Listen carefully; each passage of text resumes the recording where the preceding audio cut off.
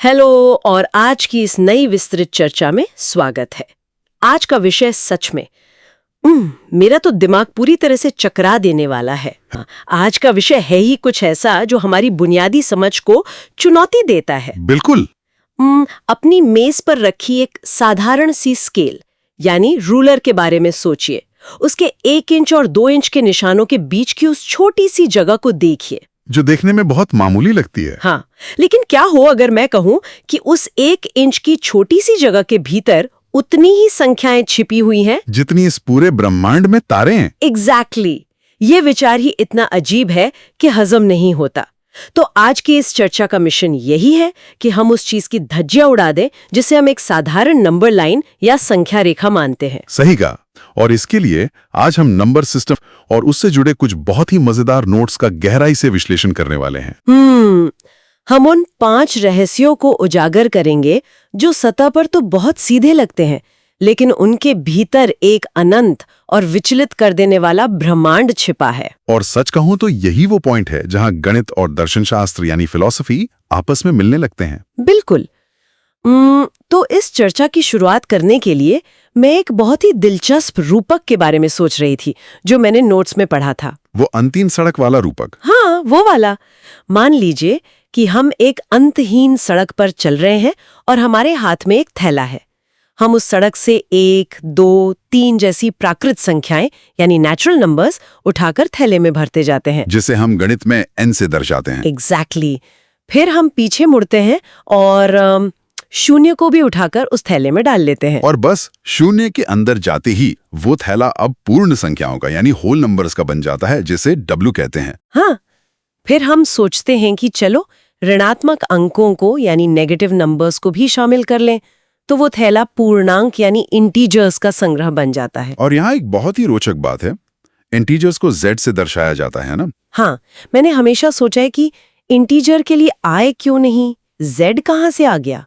ये Z असल में एक जर्मन शब्द ज़ाहलन से आया है। ज़ालन? हाँ, जिसका सीधा सा अर्थ होता है गिनना।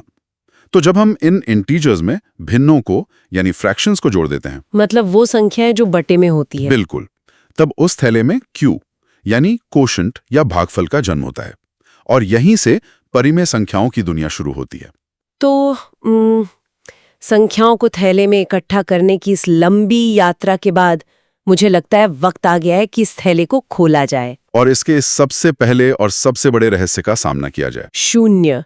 तो चलिए इस बात की थोड़ी तह तक जाते हैं। हम अक्सर बहुत आसानी से शून्य को खारिज कर देते हैं। हम मान लेते हैं कि ये बस कुछ नहीं का प्रतीक है, एक खाली जगह। हाँ, बस एक खाली जगह।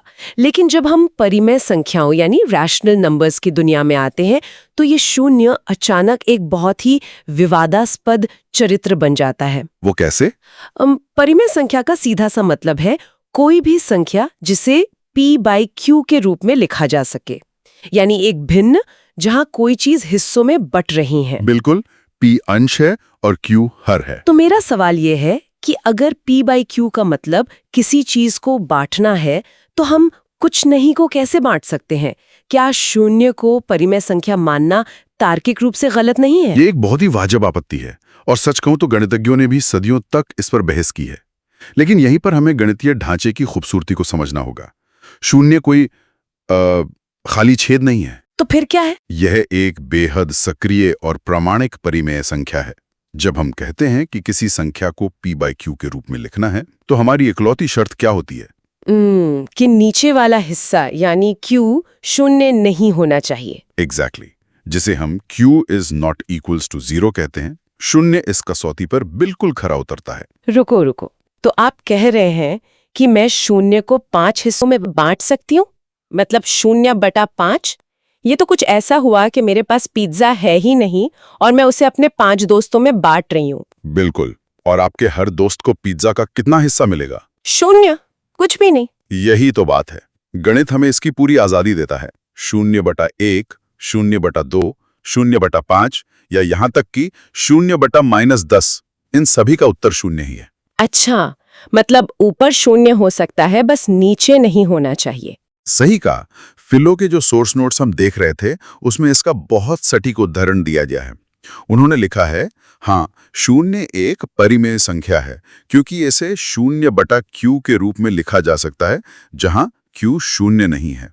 ये तो साबित करता है कि शून्य कोई खाली छेद नहीं है, बल्कि गणितीय परिवार का एक बहुत ही वैध और मजबूत सदस्य है। बिल्कुल, ये वो धुरी है जिस पर धनात्मक और ऋणात्मक संख्याओं का पूरा ब्रह्मांड संतुलन में टिका हुआ है। ठीक है, मैं इस बात को मानती हूँ कि शून्य उस नंबर लाइन का एक पक्का नागरिक है। लेकिन अब अगर शून्य अपनी जगह पर इतनी मजबूती से बैठा है, तो उन जगहों का क्या जो किन्हीं दो संख्याओं के बीच मौजूद हैं? आप गैप्स की बात कर रही हैं? हाँ, जैसे अगर मैं संख्या रेखा पर 3 और 4 को देखूं, हमारी सामान्य समझ तो यही कहती है कि 3 के बाद सीधा 4 आता है। बिल्कुल, एक कदम का फासला। लेकिन जब हम परिमेय संख्याओं का चश्मा पहनते हैं, तो इन दोनों के बीच असल में क्या चल रहा होता है? क्या वहां भी कुछ छिपा है? कुछ तो बहुत छोटा शब्द है। यहाँ जो बात सबसे अधिक रोमांचित करती है वो है गैप विधि का जादू। सच तो ये है कि 3 और 4 के बीच केवल खाली जगह नहीं है, बल्कि संभावनाओं का एक अनंत महासागर उमड़ रहा है। अनंत महासागर? रुको, लेकिन 3 और 4 के बीच तो कोई जगह दिखती ही नहीं है। ये गैप मेथड आखिर काम कैसे करता है? इसे ऐसे समझिए कि आप अपनी उस स्केल को किसी बहुत शक्तिशाली माइक्रोस्कोप के नीचे रख रही हैं। अच्छा। 3 और 4 के बीच की संख्याओं को खोजने के लिए हम गणितीय रूप से उनकी रेजोल्यूशन बढ़ा देते हैं। रेजोल्यूशन बढ़ा देते हैं मतलब जैसे हम फोटो को जूम करते हैं। एग्जैक्टली। हम 3 को 30/10 लिख सकते हैं और 4 को 40/10 लिख सकते हैं। हाँ, क्योंकि 30 को 10 से भाग देने पर 3 ही आएगा। सही कहा। गणित के हिसाब से हमने मान नहीं बदला है, लेकिन अब इस नए रेजोल्यूशन में हमें उनके बीच क्या दिखता है? 31/10, 32/10। बिल्कुल। ऐसे करते हुए 39/10 तक हमें 9 स्पष्ट संख्याएं दिखने लगती हैं। अरे वाह, ये तो सच में जूम इन करने जैसा है। और अगर मैं इसे और जूम करना चाहूं, मतलब अगर मैं डिनोमिनेटर को और बड़ा कर दूं? बस अपना हर यानी डिनोमिनेटर बड़ा कर दीजिए। अगर आप उसे 10 की जगह 100 कर दें तो 3 बन जाएगा 300/100 और 4 बन जाएगा 400/100। हाँ, और अब अचानक आपके पास 301 से 399 तक 99 नई संख्याएं आ गई। और अगर मैं हर को 1000 कर दूं तो हजारों संख्याएं मिल जाएंगी। एग्जैक्टली। आप नीचे जितना बड़ा नंबर रखते जाएंगे, उन दो अंकों के बीच उतनी ही अधिक नई और सूक्ष्म संख्याएं उभर कर आती जाएंगी। ये हमें इस बात का एहसास कराता है कि गणित में स्पेस कभी खत्म नहीं होता। ये तो सच में फ्रैक्टल्स की तरह है। मतलब आप दो बिंदुओं के जितना करीब जाएंगे, उतनी ही नई दुनिया दिखाई देगी। बिल्कुल, ये कभी नहीं रुकता। लेकिन रुको, यहाँ एक बहुत बड़ा सवाल खड़ा होता है। अगर गैप मेथड से हम अनंत संख्याएं निकाल रहे हैं, तो इसका मतलब है कि वो पूरी नंबर लाइन इन परिमेय संख्याओं से खचाखच भर चुकी होगी। उस पर कोई जगह बची ही नहीं होगी। और यहीं पर गणित हमें एक बहुत बड़ा झटका देता है। कैसा झटका? इतनी अनंत परिमेय संख्याओं के होने के बावजूद वो रेखा पूरी तरह से भरी हुई नहीं है। क्या? ऐसा कैसे हो सकता है? उसमें अभी भी अनगिनत छेद बाकी हैं, और उन छेदों में जो संख्याएं बैठती हैं उन्हें हम अपरिमेय संख्याएं यानी इर्रेशनल नंबर्स कहते हैं। अच्छा, ये वही संख्याएं हैं जो बहुत जिद्दी होती हैं। हाँ, ये वो संख्याएं हैं जो गणित के सामान्य नियमों से पूरी तरह बगावत कर देती हैं। बगावत कैसे? मुझे इसे थोड़ा समझने दीजिए। मैं संख्याओं के दशमलव प्रसार यानी डेसिमल एक्सपेंशन को समझती हूँ। हाँ, उसे 3 हिस्सों में बांटा जाता है। जैसे अगर हम 15 को 2 से भाग दें तो 7.5 आता है। यहाँ भाग खत्म हो जाता है, जिसे हम शांत या टर्मिनेटिंग कहते हैं। बिल्कुल। और अगर 10 को 3 से भाग दें तो 3.333 आता रहता है। यहाँ अंक कभी खत्म नहीं होते, लेकिन खुद को दोहराते हैं, जिसे अशांत आवर्ती या नॉन टर्मिनेटिंग रेकरिंग कहते हैं। तो फिर ये अपरिमेय संख्याएं इन दोनों से अलग कैसे हैं? अपरिमेय संख्याएं तीसरे और सबसे रहस्यमयी प्रकार की होती हैं। इन्हें अशांत अनावर्ती या नॉन टर्मिनेटिंग नॉन रेकरिंग कहा जाता है। मतलब ना तो खत्म होती हैं और ना ही दोहराती हैं। एग्जैक्टली। ये ना तो कभी खत्म होती हैं और ना ही कभी कोई पैटर्न बनाती हैं। इसका सबसे क्लासिक उदाहरण है √2 या फिर पाई। पाई, जिसका मान 3.1415 और ऐसे ही चलता रहता है। हाँ, और वो अनंत तक बिना किसी तालमेल के, बिना किसी दोहराव के पागलों की तरह बदलता रहता है। आप कभी भविष्यवाणी नहीं कर सकते कि अगले स्थान पर कौन सा अंक आएगा। अरे बाप रे। मैंने मैथ टॉपर्स अड्डा के नोट्स पढ़े थे और उन्होंने इस बात को बहुत ही खूबसूरती से समझाया है। उन्होंने लिखा है कि अनावृत होने के कारण ये संख्याएं जो होती हैं वो अपरिमेय होती हैं। यही एक कारण है। यहाँ बात सच में बेहद दिलचस्प हो जाती है। अगर √2 या पाई जैसी संख्या ना तो कभी खत्म होती है और न ही कोई पैटर्न बनाती है, तो इसका सीधा सा मतलब है कि हम उसे कागज पर पूरी तरह कभी लिख ही नहीं सकते। बिल्कुल नहीं लिख सकते। वो लगातार बदल रही है।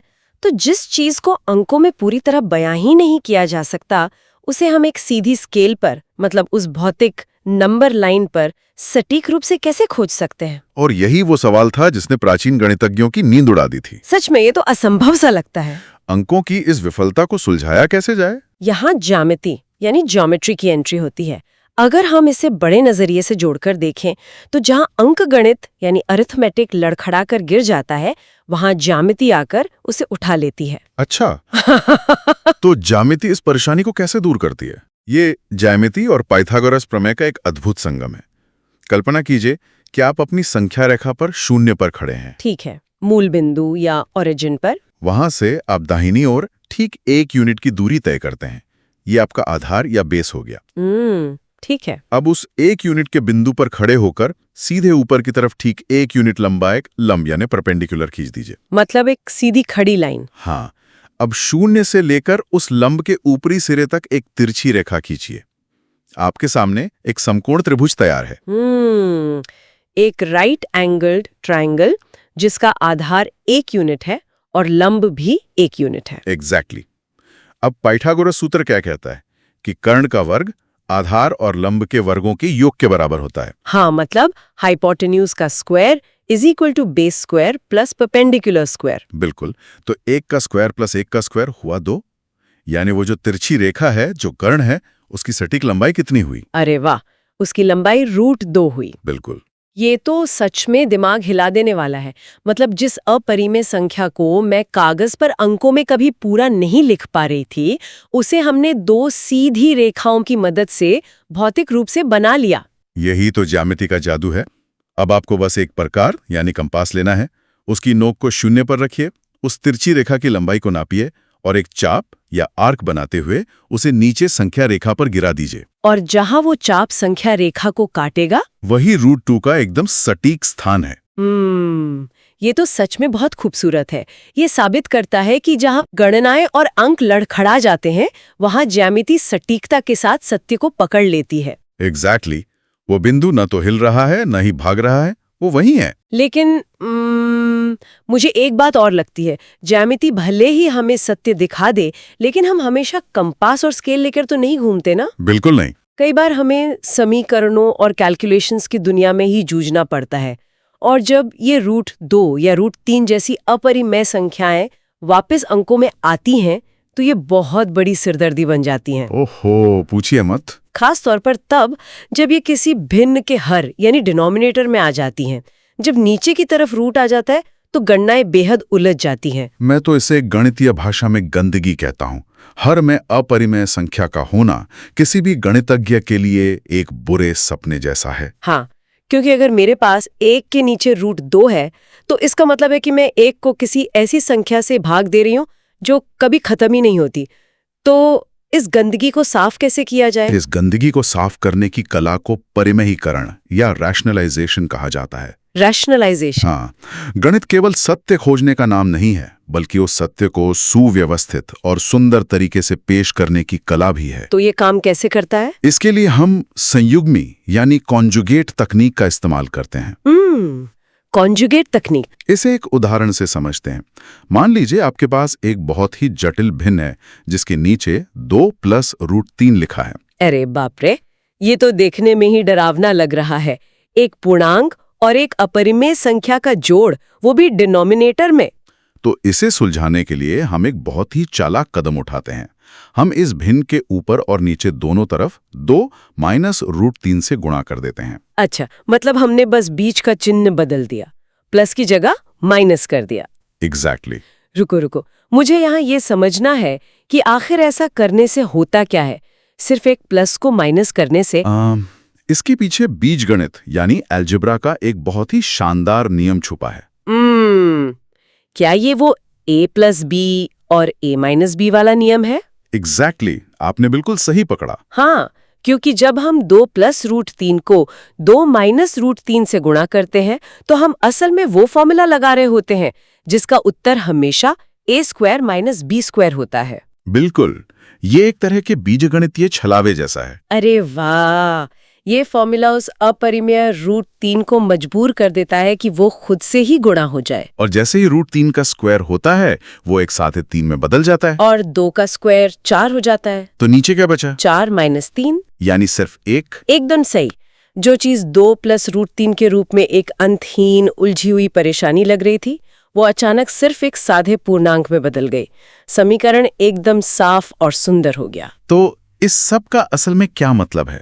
इसका सीधा सा मतलब है कि जटिलता को सरलता में बदलना ही श्रेष्ठ गणित है। बिल्कुल, हम असल में इस ब्रह्मांड की अव्यवस्था यानी केओस में एक व्यवस्था खोजने की कोशिश कर रहे हैं।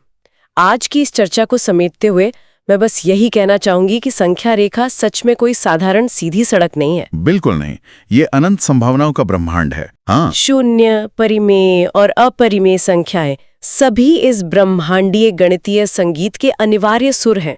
हमारी स्रोत सामग्री भी एक साधारण स्केल में छिपे अनंत बिंदुओं को देखने की चुनौती के साथ समाप्त होती है। सही बात है। लेकिन इस चर्चा ने मेरे दिमाग में एक नया और थोड़ा गहरा सवाल छोड़ दिया है। वो क्या? देखिए, चूंकि संख्या रेखा पर 1 और 2 के बीच के छोटे से हिस्से में ही अनंत संख्याएं और दूरियां छिपी हुई हैं, तो क्या इसका अर्थ यह है कि भौतिक दुनिया में दूरी यानी डिस्टेंस केवल एक भ्रम है? ये तो सच में बहुत गहरा विचार है। मतलब क्या हम असल में कभी एक बिंदु से दूसरे बिंदु तक पहुंचते भी हैं? जब हम एक कदम बढ़ाते हैं तो क्या हम उन अनंत बिंदुओं को सच में पार कर रहे होते हैं, या फिर हम हर पल बस अनंत के महासागर में तैर रहे होते हैं? एग्जैक्टली। ये मंजिल तक पहुंचना शायद सिर्फ हमारे दिमाग का एक भ्रम है। सोचिएगा इस बारे में।